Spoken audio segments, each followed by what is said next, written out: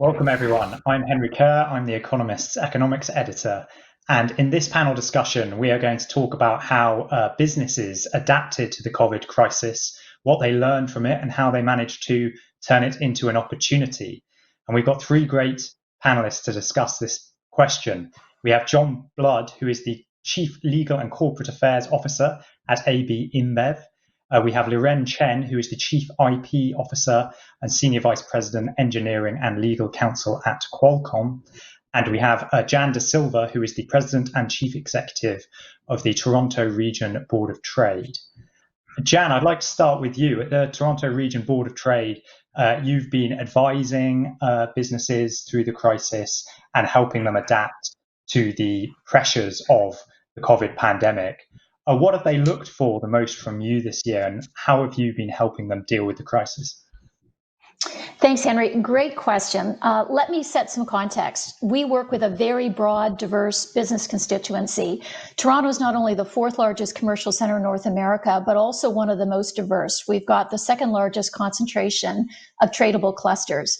And pre-pandemic, Toronto was having a moment as a growing global innovation center. So in the early days of the pandemic, the big questions being asked of us were to understand how this was impacting our sectors and their operations. What solutions could we put in place to ride this out? Because in the early days of the pandemic, no one expected weeks to turn into months. So we did several things, and they've just been progressing as the duration of the crisis has continued. First, we set up something called a Reimagining Recovery Framework. It was very focused on identifying the conditions for reopening and recovery. We had more than 450 organizations at the table. And what was very helpful is our larger international members were able to bring global best practices into the fold so that we could create a digital toolkit for reopening for our smaller members. We were also heavily focused on stimulus programs at the time, so we were identifying and advocating for our hardest hit sectors. But as the pandemic continued, we rapidly realized that COVID was also creating the imperative for our small and medium-sized enterprises to digitize front, middle, back offices. Main streets needed to digitize their operations just as much as B2B companies did. So with the support of our larger private sector members and the Government of Canada, we stood up a program called the Recovery Activation Program. To date, we've had more than 5,000 companies participate in this. It starts with what we call a digital needs assessment, or a DNA. It's a self-survey tool that companies use to benchmark their digital readiness against other companies in their sector in Canada and globally. And we've been working with partners like KPMG, Cisco, some major banks, and cybersecurity firms to then help stream these companies based on the results of their DNA into the type of digital readiness programs that they need. To date, more than 800 companies have completed a digital transformation blueprint, which is a full program to stand them up on a digital basis. The second major area of support was about trade. There were tremendous opportunities globally for products that were required related to the pandemic.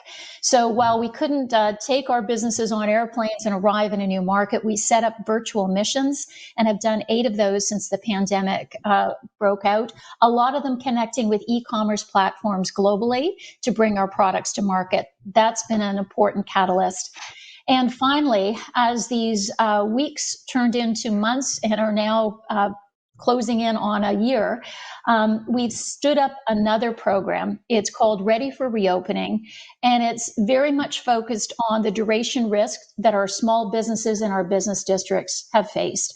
If I could give an example, in our downtown financial district in Toronto, pre-pandemic, our daily workforce of employees coming into the district was 418,000 people, and there were 1,200 small businesses in the business district that relied on that daily workforce as their customer base.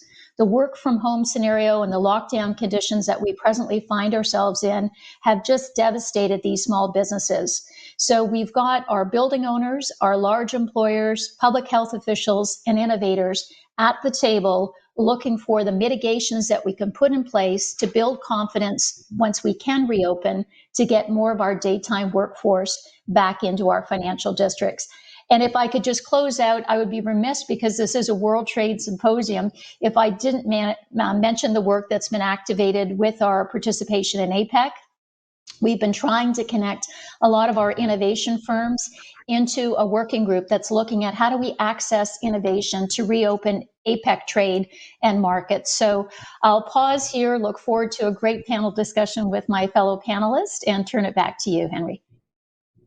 Thank you. The themes you talked about there, the length of the crisis, the extent to which it's forcing structural change, and the, of course, transformative effect of working from home, I would say sort of three of the most important themes for thinking about its impact. Liren, perhaps you could talk about how it's been at Qualcomm adapting to what's going on this year with respect to those themes. Yes. Hey, good morning. Thanks, Henry. My name is Liren Chen. I'm the Senior Vice President and Global Head of IP for Qualcomm. So it has been a great honor for me to participate on this panel. And I'm looking forward to a very, very productive discussion. So like all my co-panelists here, as well as many other companies, 2020 has been an exceptionally challenging year, obviously brought over by COVID-19. But thanks to Qualcomm employees, our partners, and our customers, last year has also been an exceptionally productive year from a number of different fronts. So through all these challenges, one thing has becoming incredibly clear. It's connectivity. It's super, super important in every aspect of our society. Connectivity is really what enables us to work remotely from home, allows our kids to attend school remotely, and also if you're me, having teenager kids, to allow online shopping, and above all, frankly, stay connected with your friends, with your family during these very difficult times. So Qualcomm is very, very proud to be a fundamental innovator in the connectivity space. We were founded in 1985. For the last 35 years, we have been the front runners for the wireless communication technology industry. We have really developed a lot of technology for what's used to be called 3G, 4G. Now it's a 5G, which is the fifth generation technology for wireless communication. And that's been in year 2 of commercial release for 2020. And the 5G bring a lot of advantages for super fast network speed, a lot of ultra reliability, and also increasing dramatically the network capacity, about how many users can you support. Since this is an Economist panel, I also have to mention that from carrier perspective, 5G is a lot more inexpensive regarding the operating costs, as well as how to deliver services to the customers. So with all the advantages of 5G, especially during the pandemic, the advantage of connections of commercial adoption of 5G actually have increased. So this is year 1 and of 5G wide adoption, as I said earlier. And the first 5G network was only enabled roughly a year ago. And in the first year, we have over 100 carriers in 40 different countries adopting 5G technology, including multiple carriers in US, AT&T, Verizon, and T-Mobile. And also in Canada, we have 4 different carriers, and including Rogers Network and Bell Canada and others adopting 5G commercial services. So this has been incredibly successful in both the carrier releasing 5G as well as having a number of commercial devices being sold for 5G capability. So for this year alone, 2021, we are predicting over 500 million devices sold with 5G capacity. So that's an incredible amount of number. If you compare to the 4G equivalent timeline here, we are actually 2 years in ahead regarding 5G versus 4G. I actually think the pandemic and also the need to stay connected have really pushed back the demand of the technology we created. So since I'm the head of IP for Qualcomm, so I also wanted to describe how we license our technology. So the Qualcomm technology licensing business is obviously based on our industry-leading R&D. It's also based on our industry-leading patent portfolio. It's probably one of the most valuable patent portfolio in the industry, and it's definitely the most widely licensed technology. So during last year, even despite of the pandemic, despite all the challenges of frankly routing due to inability to travel, we were able to still negotiate a number of very critical license agreement. So our patent portfolio has been licensed to over 300 licensees in the world, including over 110 5G license agreement that practically covers all the major smartphone vendors in the world. So that's a really major achievement. So up to today, we have licensed more than 14 billion devices. That's 14 billion with a B that has license to use Qualcomm technology. So that's really a tribute to how valuable our technology has been, and also how important stay connected and be able to still work, live, and learn in this pandemic period has becoming super important. So I'll take a pause and look forward to a more in-depth discussion with my co-panelists here. Thank you. I know that economists are busy debating the extent to which the pandemic is forcing ahead technological change and may actually therefore bring productivity benefits during the 2020s. And indeed, at the micro level, you might see that when businesses have found that they can not only adapt, but indeed thrive in the circumstances of the pandemic. John, do you want to talk about what AB InBev's been doing to further that effort to thrive? Yeah, thanks, Henry, and thanks for having me as part of the panel. It's an honor really to share some of the insights that we've had over the past year. And when we think about the pandemic, right, we think some companies, right, if you were in the video, internet, conference calling business, right, it's a real boon for your business, right? But for us in the beer business, right, it's been a tremendous challenge. When bars are closed, when restaurants are closed, when we have our purpose is to bring people together for a better world, and we have social distancing, which we fully support, how do we adjust to that? And one of the things that we did early on was make sure that we view this not just from the AB InBev perspective, but we really view it from the entire value chain. So we view it from the beer industry, from the farmers who grow barley and hops, to the restaurateurs and the bartenders and the waiters and waitresses who are serving our products, to the small shop owners throughout the world who serve our products as well. And we looked at that holistically. One of the things we saw very early on was that we had the ability to be part of the solution for the industry, right? When we take a look at, for instance, small shop owners in South America, many of whom are female entrepreneurs with very, very small shops. They didn't have access to the ability to sell over the internet. So what we did was we worked with them to build a digital platform in over 9 countries in Latin America. And we worked with these small shop owners to say, here's access to a digital platform. So your customers could order over the internet, they could come, they could pick up, you could get delivery and access this new digital world that you didn't have really the ability to participate in before.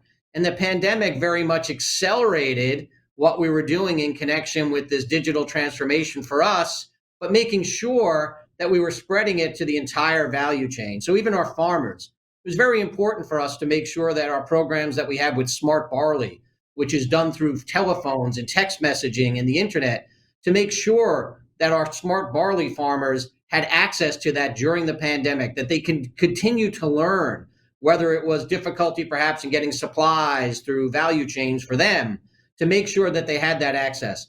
But having the ability to work with hundreds of thousands of small shop owners, and they see it really as overall what we're doing for the industry was very important. So for restaurateurs and bartenders and restaurants that were literally shut down, working with them, say in the UK, to work on things that were buy a beer now and we will match it. And so when the shop opens up, you can get 2 beers when you come back to share with your friends.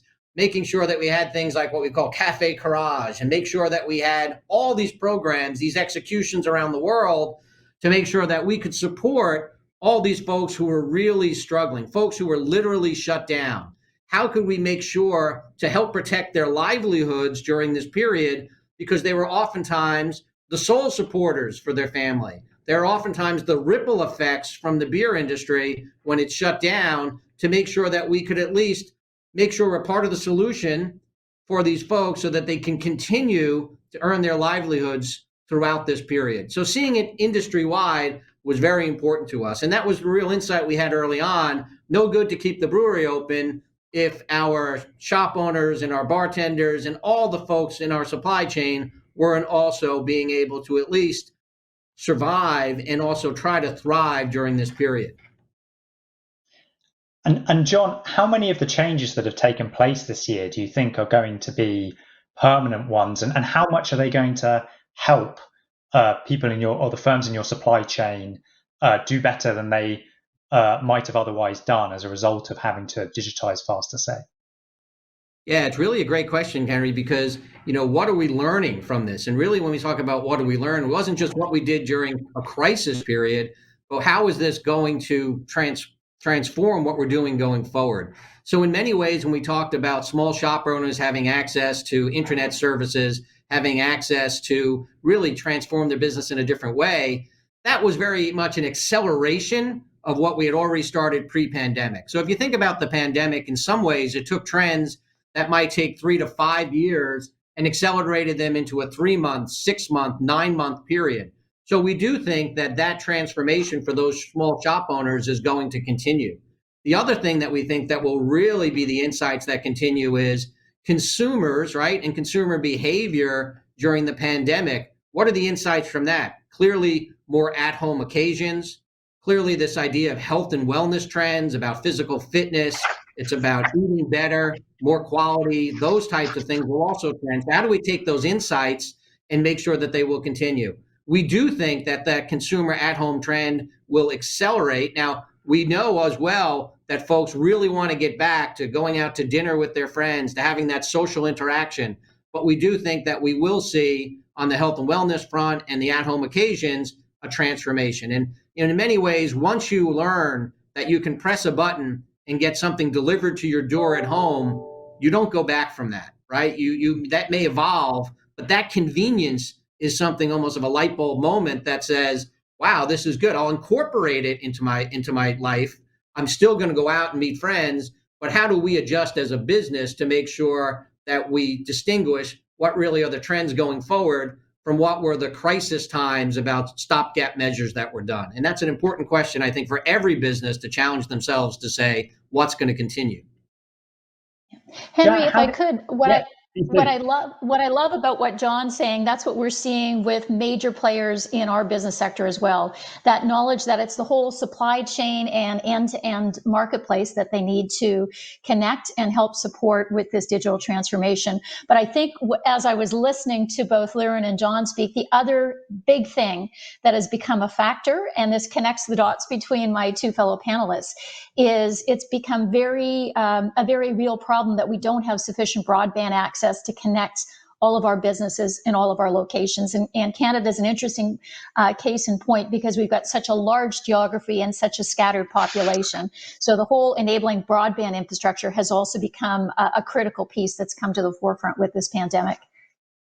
And Jan, how do you view that trade-off that John mentioned, or not trade-off, but the boundary between what's crisis and what's permanent? Because obviously, if you were discussing some of the businesses in downtown Toronto, it's not, digitization is not going to get them out of the problems that are caused by the crisis measure. And I know that one of the things that you're responsible for is, to a certain extent, representing their interests at the table in discussions about the mitigation efforts. So how do you view that, getting that balance right between sort of crisis measures today and adaptation?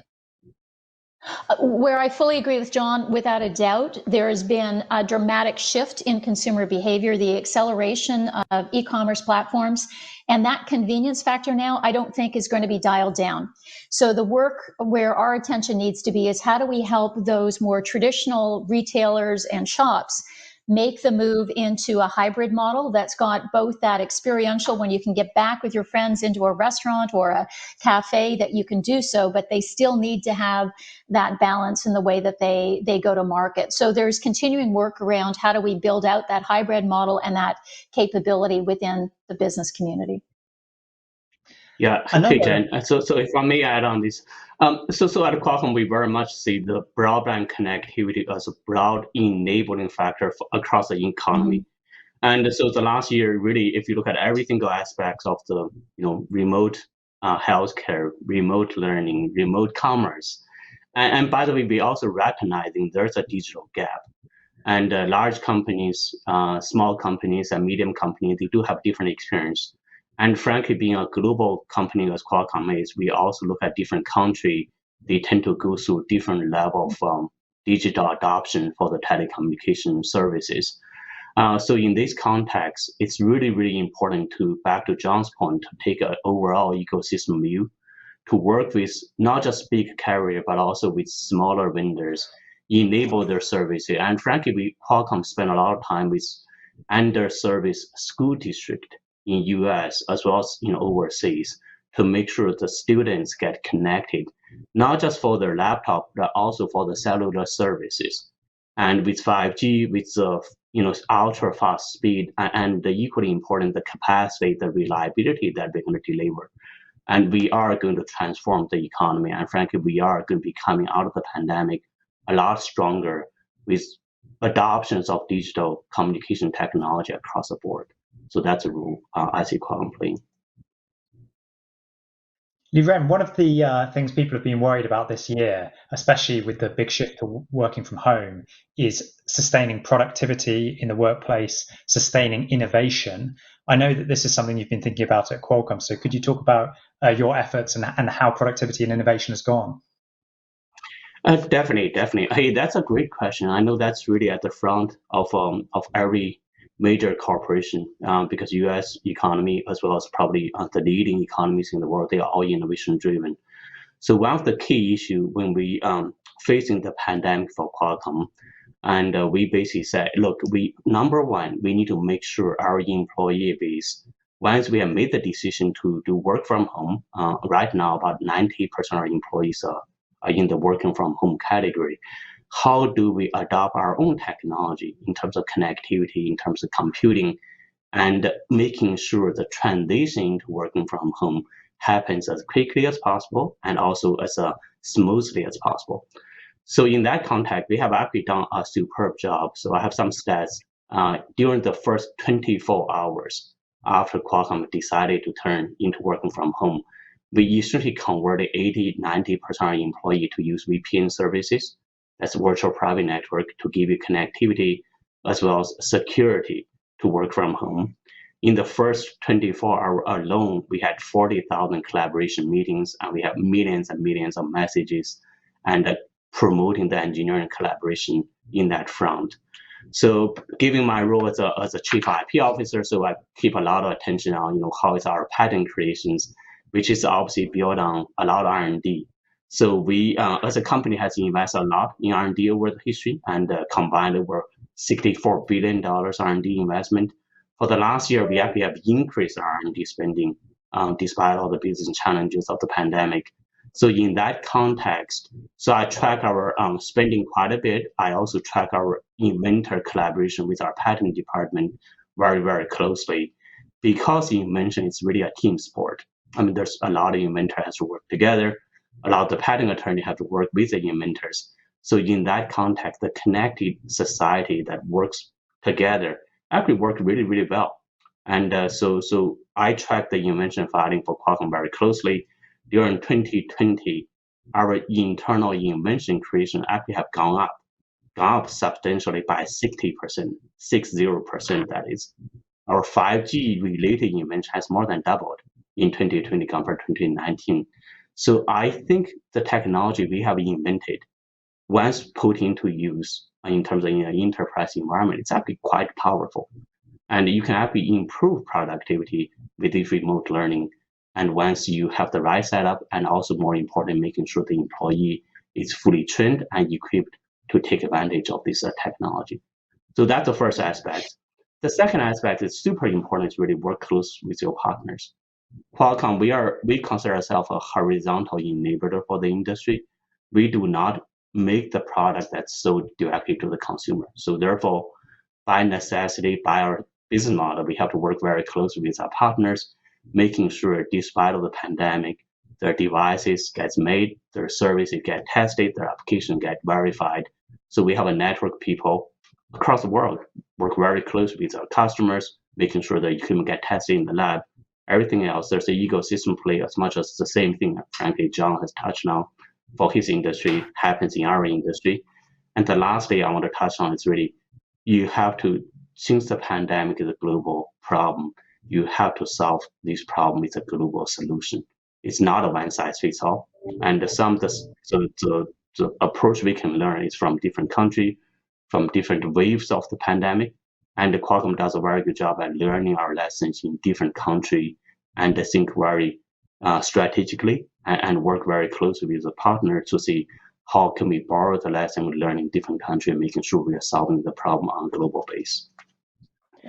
Henry, if I could jump in on that, I absolutely agree with what Liren's saying, because we need to start looking at innovations that can be harmonized across markets. While I spoke about our downtown financial district and the 418,000 daytime employees that aren't coming back anymore, the bigger problem for Toronto's economy are the 28 million visitors that came in 2019 for major events and other activities.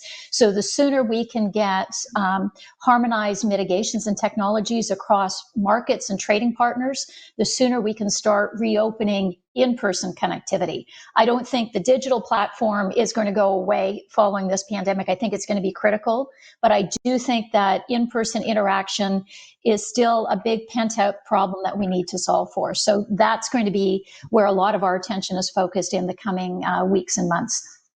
What sort of return to normal in the long run are businesses in Toronto planning for? Because the economic studies I've looked at say that majority of people in surveys, or at least in the majority of office workers, want to move to a sort of mixed model where they come into the office a bit, they work from home a bit, depending on the type of work they're doing. Is that what you're expecting? Oh, certainly a lot of discussion going on with HR leaders in the community about what this hybrid model will look like. We're actually in market with regular polling now to take the pulse of what the workforce is saying. And I have to say it's very mixed. We've got about 20% of our downtown workforce living in the downtown in walking distance, and they're living in small condos. They don't have appetite to move out of the city. They just want to get back into their offices, so they've got some diversity. So I think the book to be written on what that look like. I know our building owners are still seeing a lot of leasing activity going on. So I don't know that we know yet what that's going to look like. I do believe it will not be a 5-day back to office environment, but it is likely to be something that's continuing to need to have that in-office interaction, because as much as technology has been great, we're still hearing that productivity and collaboration and brainstorming and all of those things just work better when you're in person. So we're following it closely, but we're not going to predict anything at this point in time. John, you were talking about the amount of change you've had to put into place this year to help the firms you're working with deal with the crisis. Presumably, a lot of that change has been put in place where your own working patterns have been disrupted. So how have you found it from a productivity perspective? Yeah, thanks, Henry. And, one of the areas that we had really learnings from was certain parts of the world were further along in the journey for the pandemic about when the peaks were, when the valleys were, when the peaks came again. So we took a look at, what was happening with our colleagues in China, right? So I can remember very early on in the year, hearing about the virus in China and working with them about how do we respond.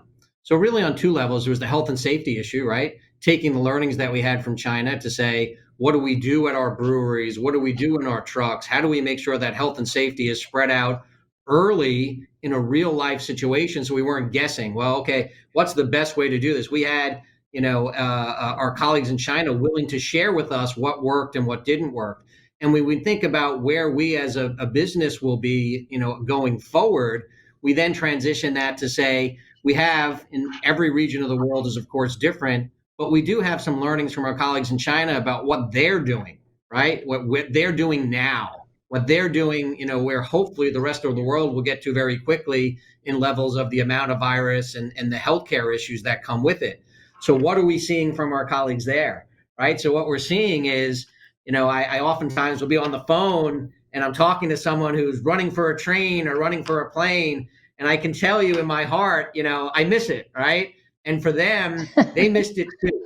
But more importantly, you don't think you ever would miss LaGuardia or JFK, but I assure you there's a part of me that misses it, right? But you can also learn from them what else is going on about them going out, them going back to the office, and very much that collaboration in person is really what we're wishing to return to. Of course, taking learnings from where we are about flexibility, how we do that, that's a very important part.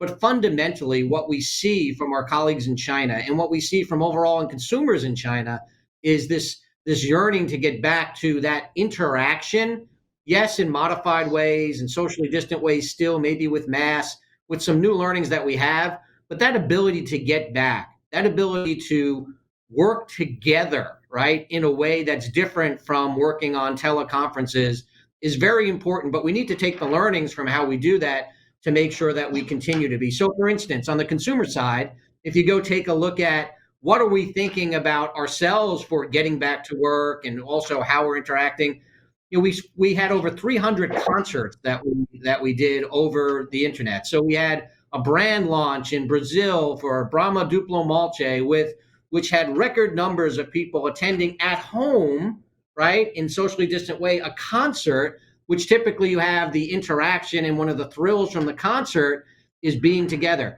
Concerts are coming back. People want to get together, but there's also this ability to have this at-home entertainment, and how we balance that is going to be very important about how we get the right consumer insight to make sure we meet those consumer occasions as they change and those consumer needs. So we're really looking forward for that.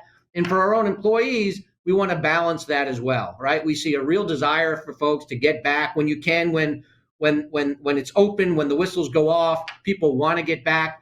But also we want to take the learnings from that about how do we make sure we have the ability for folks to have that flexibility where they need it. I think some of the points you were making there about the learning from best practice around the world in the waves of the pandemic was similar to what Liren was saying about the necessity of emulating best practice. I'm going to move to a question from the audience, which is, what does the value chain of the future need to be like in order to be resilient? Liren, that might be something you'd be able to comment on, given the concerns in some quarters about the silicon chip supply chain and its resilience. Yes. That's a great question. And first disclaimer is I'm working on the technology licensing and the IP side, so I'm not the best expert to comment about supply chain issue. But Qualcomm, obviously, we are a major player in the semiconductor industry. We design chips, and we are relying on our suppliers in Asia, and we are also relying on our partners, device makers, and some of them in Asia, some of them in different parts of the world. So the need to manage a very sophisticated and frankly very dynamic supply chain is absolutely super important. And the last year has been very challenging at the company level. And but I'm not the best person to comment on the supply chain management side. Instead, it's really important to focus on the whole ecosystem development, and both from the semiconductor supply and device side, as well as our users of our technology, which is frankly the device makers, and how do we release the services to the market.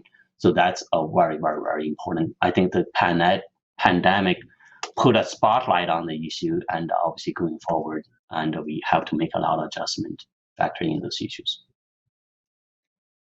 Jan, do the businesses you work with, are they thinking about resilience in their supply chains?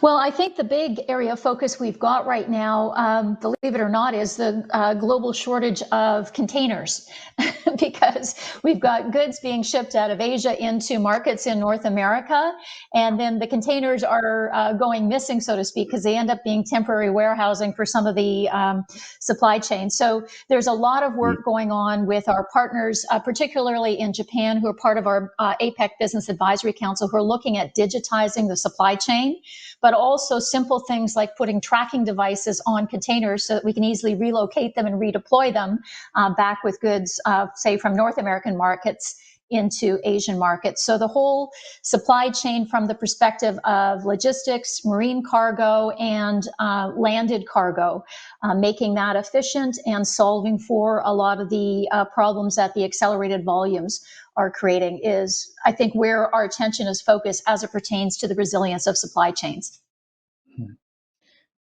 John, you've spoken about this topic a bit already, but someone has also asked, how can consumer businesses like AB InBev reshape the future of their manufacturing and distribution businesses? Could you expand on that a little bit? Yeah, so if we take it from the distribution side, right? I mean, I think the key element here is to think what we call, for our business in beer and beverages, we think of from seed to sip, right? From where the seeds go in the ground to finally where the consumer gets a refreshing Stella Artois. And when you start to think about the business that way, you realize that you cannot do it alone, right? There are very few businesses that can have that control over that seed to sip, right? You just can't do it. There are too many partners. And that idea of partnership is really critical to the thinking. So when you start thinking about distribution and you start thinking about partnerships, it might be working with digital platforms for small POC owners, but also it's about, what can we do as a company as far as getting that last mile of the delivery? So how do we work with others and how do we work with ourselves to make sure that we can get the consumer what they want? And when we think about transformation of that part of the chain, there's so many partnerships that we need to work with. We really need to work with folks to say, what's the best way to get this done? And we need to identify who those folks are. So how do we work with a small shop owner, let's say in Colombia, right, to work on how they get their product to their consumer, right? Also our consumer. And the mind shift that you need to make is that you can't think of about your problem, right? Oh, I want to sell more beer, right? What you really need to do to think about it is, what is that shop owner's problem? What's the pain point for that shop owner?